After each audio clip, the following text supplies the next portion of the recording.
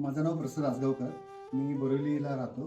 जनता फार्मामध्ये as assistant general manager. मला स्वामी समर्थांची पहिल्यापासूनच खूप मला असं वाटलं की माझ्या घरी पण असंच एक चित्र हवं आणि ते पण सरांच्या हातून रेखाटलेलं हवं.